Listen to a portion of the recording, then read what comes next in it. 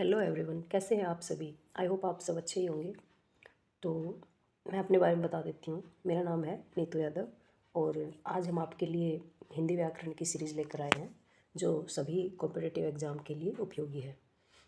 तो चलिए शुरू करते हैं। और आज का हमारा टॉपिक रहने वाला है वर्ण, क्योंकि किसी भी लैंग्वेज को सीखने के लिए सबसे पहले उसके अल्फ़ाबेट सीखे जाते हैं कि अल्फ़ाबेट्स, उसके वर्ण, उसकी ध्वनियाँ, अक्षर क्या हैं। तो उसी के बेस से वर्णों से ही शब्द बनते हैं, शब्दों से ही वाक्य बनते हैं।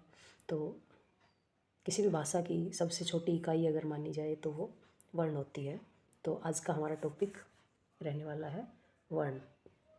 आज हम वर्ण के बारे में पढ़ेंगे। तो चलो शुरू करते हैं।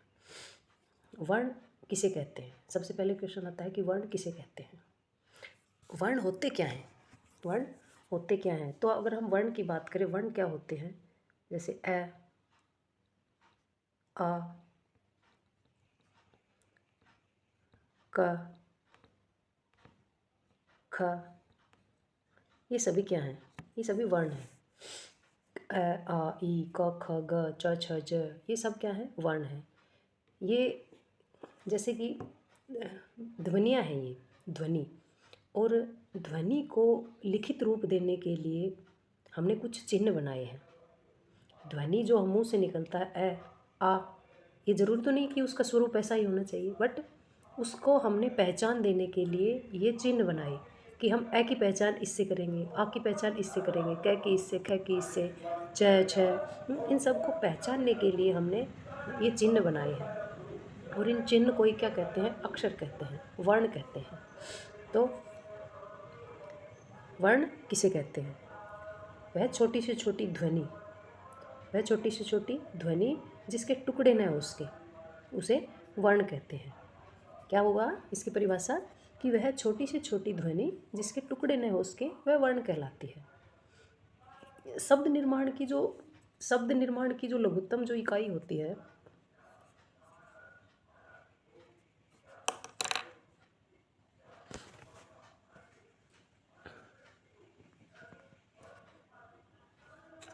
शब्द निर्माण की जो लघुत्तम इकाई जो होती है वो क्या कहलाती है?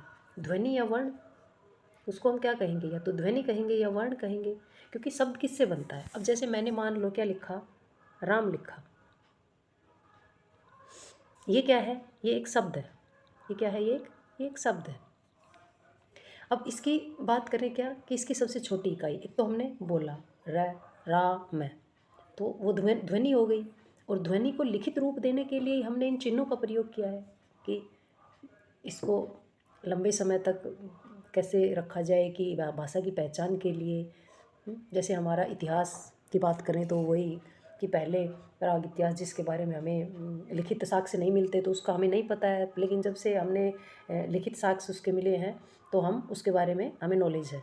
तो वैसे ही है कि हमने अपनी भाषा को लंबे समय तक रखने के लिए हमने चिन्हों का प्रयोग किया और उन चिन्हों को ही वर्ण कहते हैं। तो अब एक राम है, तो राम क्या है? एक शब्द है। शब्द में वर्ण क्या है? अब वर्ण क्या क्या हुए इसमें? क्योंकि वर्णों से ही तो मिलके बना है। र हुआ, फिर प्लस आ, र प्लस आ से क्या बन गया? राम, रा सॉरी। फिर क्या है? मैं, फिर मैं में क्या मिला हुआ है? ए। ठीक है, तो इनसे क्या बन गया? राम बन गया। तो शब्द के निर्माण की जो सबसे छोटी जो इकाई हम मानते हैं वो क्या है? वर्ण है या ध्वनि है। आई होप आपको इतना आपको समझ में आ गया होगा। तो अभी आगे हम देखते हैं कि वर्ण के भेद। वर्ण की परिभाषा सबको समझ में आ गई कि वर्ण किसे कहते हैं? कि वह छोटी से छोटी ध्वनि जिसके टुकड़े न किए जा सके। अब हमने क्या लिखा? ए लिखा। ए तो खुद में ही इतना वो है कि इसके कोई टुकड़े हो ही नहीं सकते। ये ही दूसरे वर्णों के साथ मिलकर क्या बनाएगा? शब्द का निर्माण करेगा।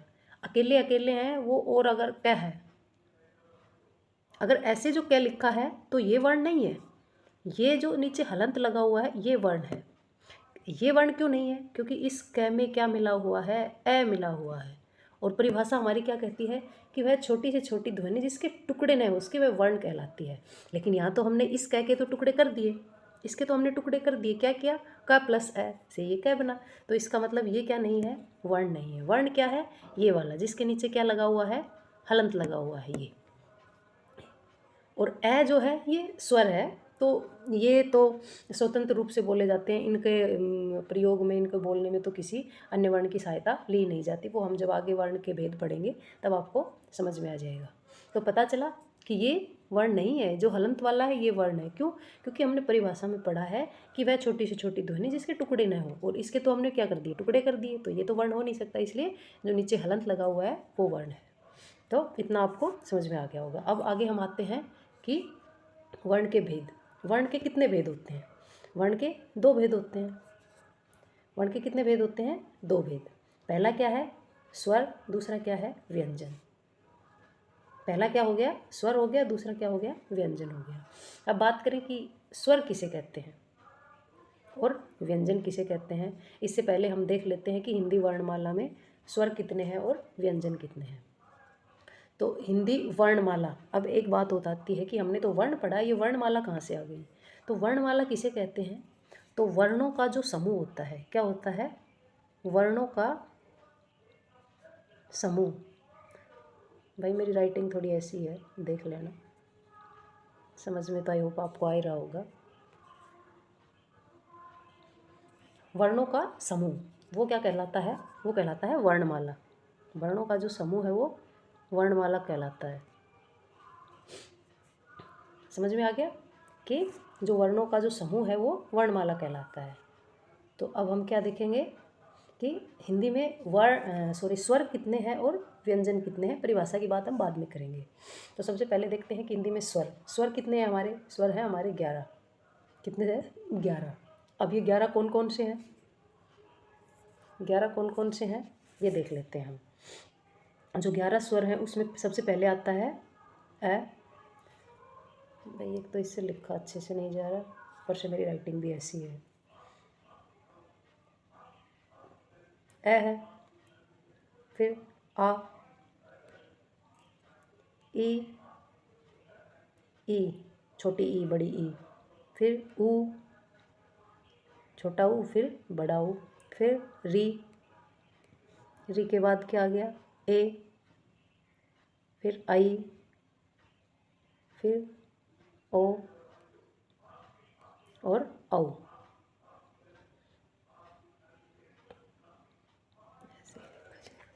तो ये क्या हो गया? कितने हो गए स्वर? ए, आ, ई, ऊ, री, ए, आई, ओ, औ। कितनी है ये 11 है। काउंट करके देख लेते हैं। 1 2 3 4 5 6 7 8 9 10 11। तो हिंदी में कितने स्वर होते हैं? 11 होते हैं। फिर अब 11 स्वरों में मूल स्वर कौन से होते हैं? 11 स्वर हैं, तो इनमें मूल स्वर कौन कौन से हैं? मूल स्वर हैं अ है, जो बाकी स्वर के साथ मिलकर और स्वर की रचना करते हैं वो। तो अ है, छोटा ई है, छोटा ऊ है, और क्या है? री। तो कितने हो गए? 1 2 1 2 3 और 4। तो हमारे मूल स्वर कितने हैं? 4। बाकी बच गए 7। वो ये इन्हीं से मिलके बने हुए स्वर हैं। ठीक है, बाकी जो मेरे बचे हैं वो इन्हीं से मिलकर बने हुए हैं। जब आगे हम संधि पढ़ेंगे तो ये सब समझ में आ जाएगा कि कौन सा स्वर कौन से स्वर से मिलकर बना हुआ है। तो जो ये 4 हैं यही मूल स्वर हैं। बाकी इन स्वरों की जो रचना है हुई है वो इन्हीं के द्वारा हुई है। ठीक है, तो अब आगे हम देखते हैं व्यंजन। व्यंजन कितने हैं? व्यंजनों की संख्या है 33। वो यहाँ आएगा, लिखा नहीं जाएगा, इतना स्पेस नहीं है इसमें। तो वो जब आगे हम व्यंजन पढ़ेंगे तो तब देख लेंगे। लेकिन फिर भी मैं थोड़ा मोटा मोटा बता देती हूँ। कैसे लेकर जो मैं तक के जो व्यंजन है, कैसे लेके मैं तक के जो व्यंजन है वो हैं कौन से? स्पर्श व्यंजन। उनको क्या बोलते हैं? स्पर्श व्यंजन बोलते हैं। ठीक है, फिर जो बच गए कौन से? 4। अरे 4 कौन से बच गए? य, र, ल और व। ये कौन से हैं? ये है अंतस्थ। लिखा ही नहीं जाएगा यहाँ तो।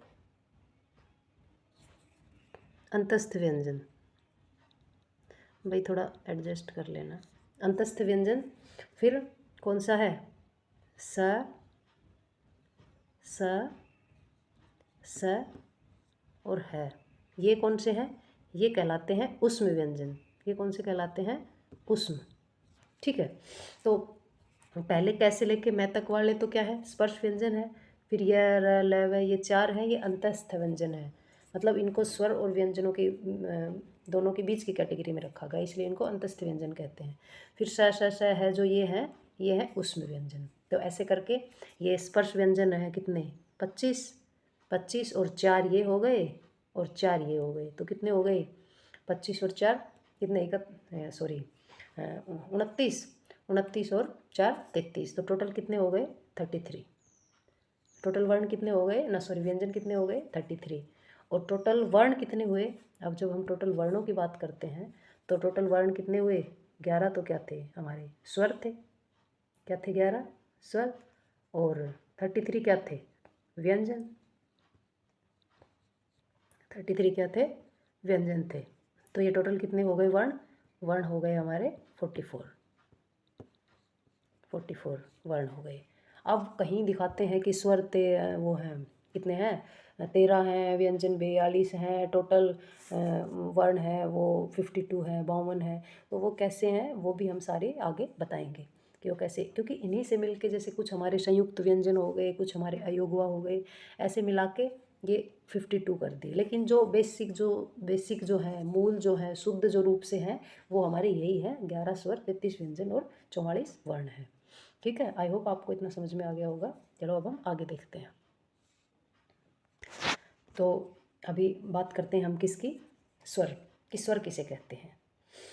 स्वर वे ध्वनियाँ हैं, स्वर वे ध्वनियाँ हैं जिनके उच्चारण में वायु बिना किसी अवरोध यानी कि बिना किसी रुकावट के बाहर निकलती हैं, वो स्वर कहलाते हैं।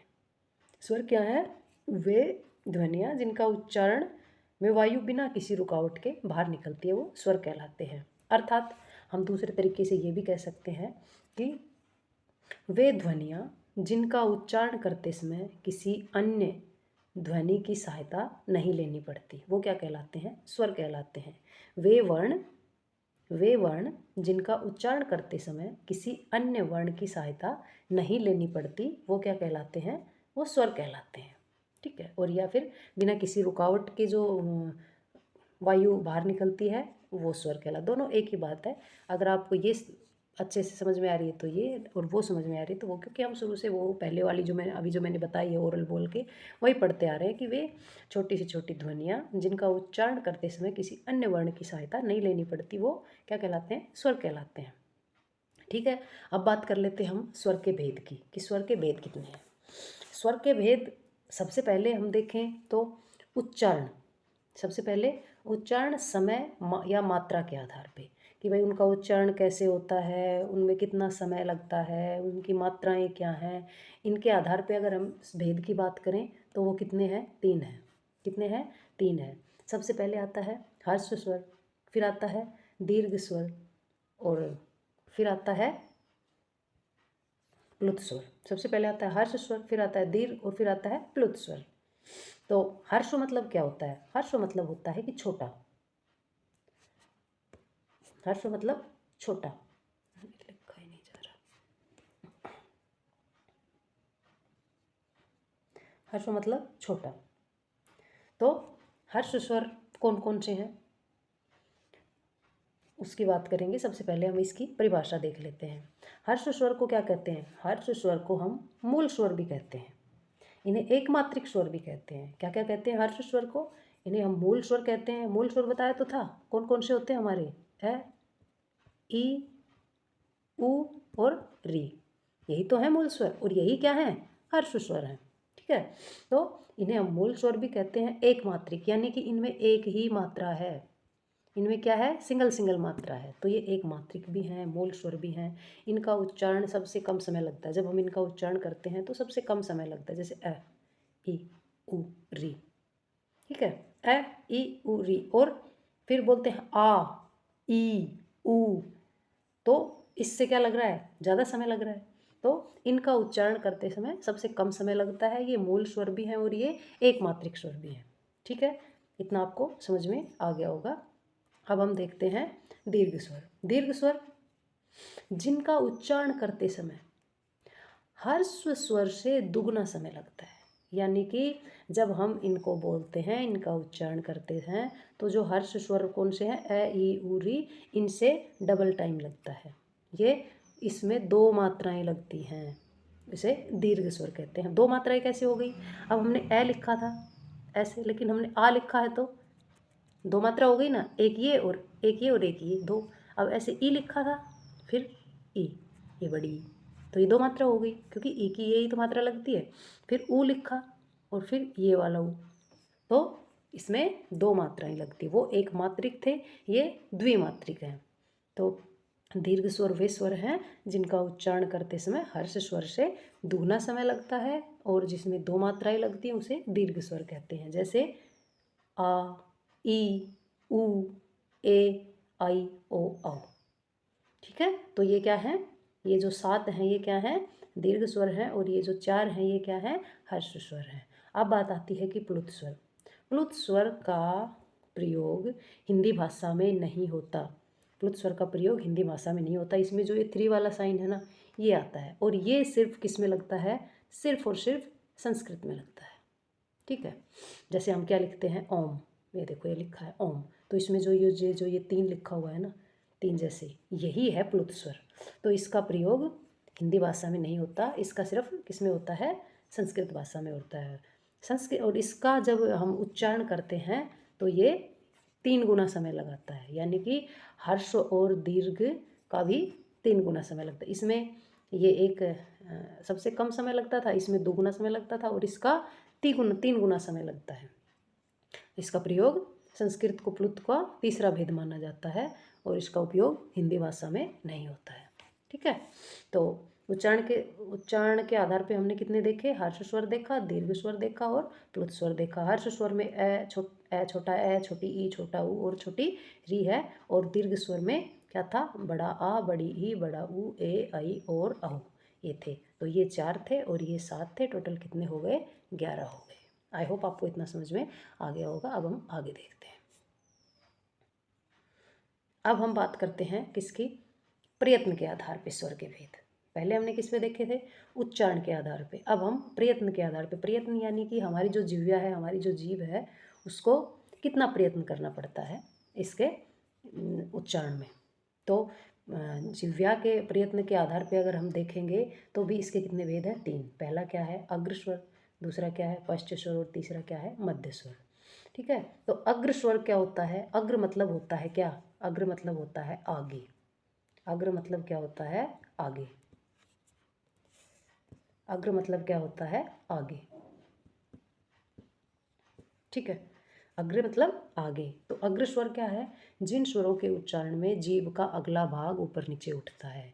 यानी कि जब हम इनका उच्चारण करते हैं, किनका, अग्र स्वरों का, तो जीभ का जो आगे का जो हिस्सा होता है, आगे का, वो ऊपर या नीचे होता है। यानी मतलब कि आगे का जो जीभ का हिस्सा है उसी में मूवमेंट होता है, वो क्या कहलाते हैं, वो अग्र स्वर कहलाते हैं। अग्र स्वर कौन कौन से हैं, अग्र स्वर में आता है छोटा ई, बड़ा ई, ए और आई।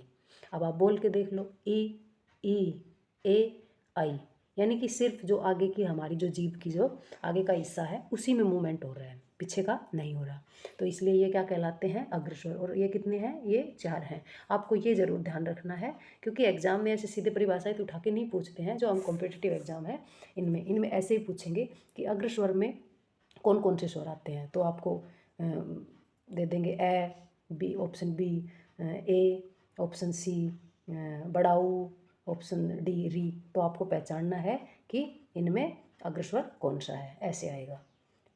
तो फिर हम अब आगे देखते हैं। अग्र स्वर समझ में आ गया होगा कि जिसमें जीभ का सिर्फ अगले हिस्से में मूवमेंट होता है, वो अग्र स्वर कहलाते हैं। और अग्र स्वर 4 हैं, छोटा ई, बड़ा ई, ए और आई। ठीक है, अब हम अगला देखते हैं, पश्च स्वर। पश्च मतलब क्या होता है, पश्च मतलब पीछे, पश्च मतलब पीछे। तो जिन स्वरों का उच्चारण जीभ के पिछले हिस्से से होता है। ठीक है, जिन स्वरों का उच्चारण जीभ के पिछले हिस्से, यानी कि आगे नहीं होता है मूवमेंट, जीभ के पीछे वाले हिस्से में मूवमेंट होता है, ठीक है। जिन स्वर के उच्चारण में जीभ का पिछला भाग सामान्य स्थिति से उठता है, सामान्य स्थिति से उठता है या उसमें मूवमेंट होता है, आप कैसे भी लगा लो, वो क्या कहलाते हैं? पश्च स्वर कहलाते हैं। पश्च से पता चल रहा है पीछे, अग्र मतलब आगे, तो इससे जीभ मतलब प्रयत्न के आधार पे था, तो प्रयत्न किस में हो रहा है? जीभ में हो रहा है, तो जीभ के पिछले हिस्से में जो मूवमेंट होगा। इसमें कौन कौन से आते हैं? इसमें आता है ओ, ऊ, ये 2 बार ओ दे दिया, ऊ, ओ, औ तथा ओ। ये जो ओ है ना, ये अंग्रेजी भाषा से लिया गया है। जैसे हम लिखते हैं ऑफिस, डॉक्टर, तो उसमें जो हम ये वाला ये लगाते हैं, जैसे हमने क्या लिखा? डॉक्टर लिखा, तो डॉक्टर में हम ये जो वाला साइन लगाते हैं ना, ये वही है ओ। ठीक है, तो ये आते हैं सारे। इसमें ओ बोलते हैं तो ओ, जीभ के आगे वाला इससे मूवमेंट नहीं हो रहा, पीछे हो रहा है। ऊ, ओ, औ बोल के देख लो आप, आगे बिल्कुल भी मूवमेंट नहीं होगा, पीछे वाले हिस्से में मूवमेंट होगा जीभ के में। तो ये क्या है? ये पश्च स्वर कहलाते हैं, जिनमें पिछले जीभ के पिछले हिस्से में मूवमेंट होता है, वो क्या कहलाते हैं? पश्च स्वर। पश्च स्वर कितने हैं? 1 2 3 4 और ये 5। ठीक है, कौन कौन से हैं? इसको कट कर दो। ऊ, ओ, औ और आ, ये हैं। ठीक है, तो अभी हम देखते हैं तीसरा कौन सा है हमारा? तीसरा है मध्य स्वर। तीसरा कौन सा है? मध्य। मध्य मतलब बीच में, मध्य मतलब बीच में, मतलब बीच में। तो जो बीच वाले हिस्से में मूवमेंट होगा वो क्या कहलाएगा? मध्य स्वर। हिंदी में ए स्वर केंद्रीय स्वर है। केंद्र मतलब भाई ये कोई सर्कल है, इसका केंद्र मतलब वही बीच, और ये हमारी क्या है? जिह्वा है, तो जिह्वा का भी ये क्या हो गया? मध्य।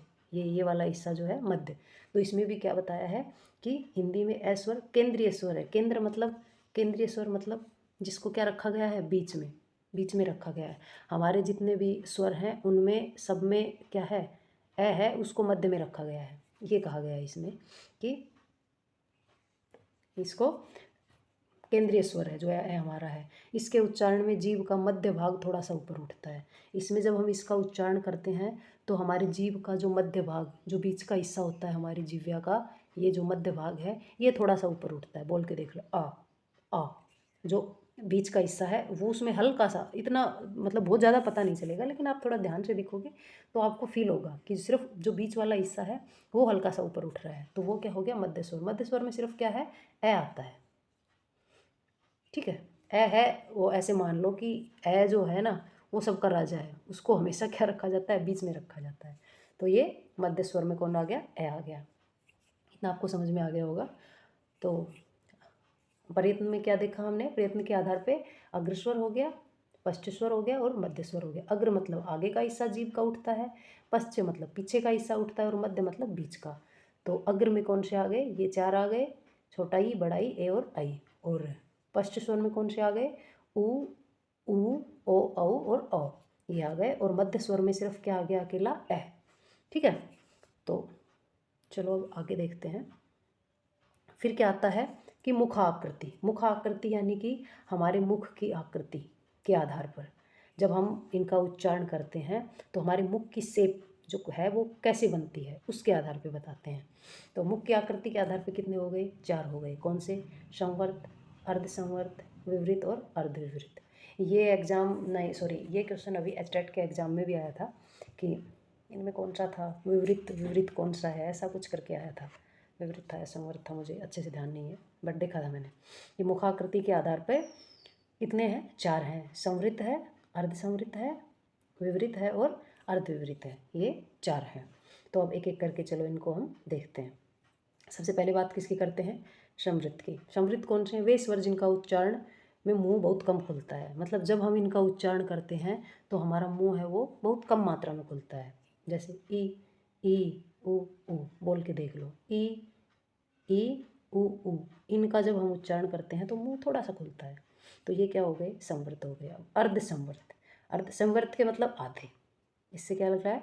संवर्त के आधे। अर्ध मतलब आधा, तो अर्धसंवर्त वे स्वर जिनका उच्चारण मुख संवर्त की अपेक्षा कुछ अधिक खुलता है। जब इसमें क्या है कि संवर्त में तो थोड़ा सा खुलता था, और अर्धसंवर्त में जब इनका उच्चारण करते हैं तो क्या मुंह थोड़ा सा संवर्त की बजाय थोड़ा सा ज़्यादा खुलता है। जैसे ए, जैसे ओ, ठीक है। अब ई उ बोला तो कम खुला, लेकिन ए और औ नहीं सॉरी ओ बोला तो थोड़ा सा संवर्त की बजाय इसमें थोड़ा सा मुंह ज़्यादा खुला है। फिर तीसरे की बात करते हैं, क्या? विवरित। विवरित जिन स्वरों के उच्चारण में मुख पूरा खुल जाता है, जब जिनका उच्चारण करते हैं तो मुंह क्या हो जाता है? पूरा खुल जाता है। वो कौन सा है? आ। बोल के देखो, आ। आप मुंह बंद करके या थोड़ा सा मुंह खोल के बोल के देख लो, अगर बोला जाए तो आ नहीं बोला जाएगा, आ पूरा मुंह खोलना पड़ता है, आ। तो जब ये इसका उच्चारण होगा। फिर क्या आता है? अर्धविवरित। अर्धविवरित में जिनका उच्चारण में मुख आधा खुलता है, जिनका उच्चारण करते हैं तो मुख क्या खुल जाता है? आधा खुल जाता है। जैसे अ, ए, औ, सॉरी आई, अ, आई, औ, ये जो तीन है ये क्या है? अर्धविवरित है। तो आई होप आपको ये समझ में आ गया होगा संवृत। इनको एक दो बार देखोगे तो आपको अच्छे से समझ में आ जाएगा कि संवृत में कौन कौन से स्वर हैं। ये नहीं पूछेगा एग्जाम में कि कितना मुंह खुलता है कितना नहीं खुलता है, उसमें ये एक एक इसका उठा के दे देंगे एग्जाम्पल, ये दे देंगे और बाकी कोई अलग दे देंगे। जैसे कि तो एक इसमें से दे देगा और बाकी कोई और तीन और अलग से दे देंगे और फिर पूछ लेंगे कि इनमें समवर्त कौन सा है। ऐसे ही फिर या फिर ऐसे दे देंगे कि तीन ये दे देंगे, जैसे ये भी दे दिया और ऊ और ये सॉरी तीन दे देंगे और फिर चौथा कोई अलग से दे देंगे और फिर पूछ लेंगे कि इनमें समवर्त कौन सा है, ऐसे करके। तो आई होप आपको ये चारों समझ में आ गए होंगे कि मुखाकृति के आधार पर कौन कौन से होते हैं, संवृत होते हैं, अर्धसंवृत होते हैं, विवरित और अर्धविवरित। अब नेक्स्ट कौन से हैं? नेक्स्ट आते हैं ओष्ठाकृति के आधार पे कि हमारे होठ हैं उनकी बनावट कैसी हो जाती है। ठीक है। नेक्स्ट कौन से आते हैं कि हमारे जो होठ हैं उनकी बनावट कैसे हो जाती है जब इन स्वरों का हम उच्चारण करते हैं। तो कौन से स्वर हैं जिनका उच्चारण करने पर, कौन से स्वर के बोलने से किस तरह की आकृति बनती है वो। तो ओष्ठ आकृति के आधार पर अगर हम बात करें तो कितने हैं? तीन हैं। कौन कौन से? पहला कौन सा है? पहला है वृत्ताकार, दूसरा है अवृत्ताकार और तीसरा है उदासीन। ठीक है। तो एक एक करके चलो इनको समझते हैं हम। तो वृत्ताकार जिनका उच्चारण में ओठों की आकृति वृत्त के समान हो जाती है। किसके समान हो जाती है? वृत्त के समान। जब हम इनका उच्चारण करते हैं तो ओठों की आकृति क्या हो जाती है? एक वृत्त के समान हो जाती है। ठीक है। जब हम इनका उच्चारण करते हैं तो होठों की आकृति क्या हो जाती है? एक वृत्त के समान हो जाती है। तो ये कौन से कहलाते हैं? वृत्ताकार कहलाती है। तो सीधा सा समझ में आ रहा है कि वृत्ताकार जिनमें हमारे जो होठ हैं उनकी आकृति क्या हो जाएगी? वृत्त के आकार की हो जाएगी, तो वो वृत्ताकार कहलाएंगे। दूसरा क्या है? हाँ, फिर ये वृत्ताकार में कौन कौन से आते हैं? जैसे ऊ, एक क्या आता है? ऊ।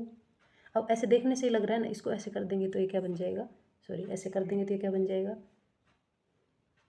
ये है।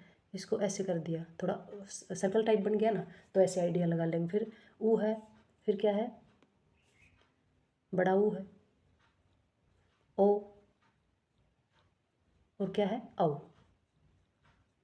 अब आप बोलने को तो बोल दोगे कि ए भी है, लेकिन ए को इस कैटेगरी में नहीं रखा गया। ए बोलने में नहीं होता, ऊ ओ औ इनके बोलने में होता है। ए और आ बोलेंगे तो ए और आ के बोलने में जो हमारे होठों की शेप है वो सर्कल टाइप, मतलब वृत्त की आकृति में नहीं बनेगी, इसलिए ए और आ को हम इसमें काउंट नहीं करेंगे। इसमें चार हैं। कौन कौन से हैं? इसमें ऊ है, छोटा ऊ है, बड़ा ऊ है, ओ है और औ है। ये जो चार हैं ये क्या है? वृत्ताकार है। मतलब इनमें जो हमारे ओष्ठ हैं, होठ हैं, उनकी आकृति क्या हो जाती है? वृत्त के समान हो जाती है। दूसरा क्या है? अवृत्ताकार। नाम से ही पता चल रहा है कि इसमें कोई भी क्या जो वृत्त है वो नहीं बनेगा। अवृत्ताकार। इसमें कौन कौन से आते हैं? ये चार। कौन से? ई, छोटा ई, बड़ा ई, ए और आई, ये बनेंगे। ये चार बनेंगे अवृत्ताकार, जिसमें ओठों की आकृति अवृत्ताकार होती है। ठीक है। मतलब यानी कि कोई वृत्त नहीं बनता। बोल के देख लो, ई ए आई, कोई वृत्त बन रहा है? नहीं बन रहा है, इसलिए ये क्या होगी? अवृत्ताकार हो गई। अब तीसरे नंबर पे कौन सा आता है? उदासीन। उदासीन, वो नाम से ही पता चल रहा है, बोलिए ये तो बेचारा उदास है। उदासीन में कौन सा आता है? उदासीन में आता है अ जो हमारा अकेला है ये किस में आ जाता है? उदासीन में। और साथ में कौन सा है? जो अंग्रेजी वाला बताया था ना, ओ की साउंड देता है, जैसे डॉक्टर ऑफिस, उसमें। तो जो ये वाला है, ये और ये ये दोनों क्या है, ये उदासीन है। ऐसे याद कर लो ये कि ये बेचारे तो दोनों क्या है, उदास हैं, इनको किसी भी टीम में शामिल नहीं किया गया, इसलिए ये दोनों क्या हो गए, उदासीन हो गए। ठीक है, तो आई होप आपको इस समझ में आ गया होगा कि ओष्ठ की आकृति के आधार पे भी तीन होते हैं, वृत्ताकार, अवृत्ताकार और उदासीन। वृत्ताकार में उ, ओ, औ, और अवृत्ताकार में ई, ए, ऐ, उदासीन में ए और औ, ये आते हैं। तो आज हम इतना ही रखेंगे। आई होप आपको इतना समझ में आ गया होगा। अगर आपको वीडियो पसंद आया हो तो मेरे चैनल को लाइक, शेयर एंड सब्सक्राइब करें, और आपकी जो भी क्वेरी हो, जो भी कुछ आपको समझ में नहीं आया हो, तो आप कमेंट बॉक्स में कमेंट कर दीजिएगा कि ये समझ में नहीं आया। 2-3 बार देखोगे तो ये इजीली समझ में आ जाएंगे। और व्यंजन का जो अगला पार्ट है वो हम कल करेंगे, क्योंकि आज अगर सारा करवा देंगे तो ये सब मिक्स मैचअप हो जाएगा, आपको समझ में नहीं आएगा। तो इसलिए एक बार इसको अच्छे से स्वर को देख लो, फिर उसके बाद हम व्यंजन करवाएंगे। तो आज के लिए इतना ही। Thank you.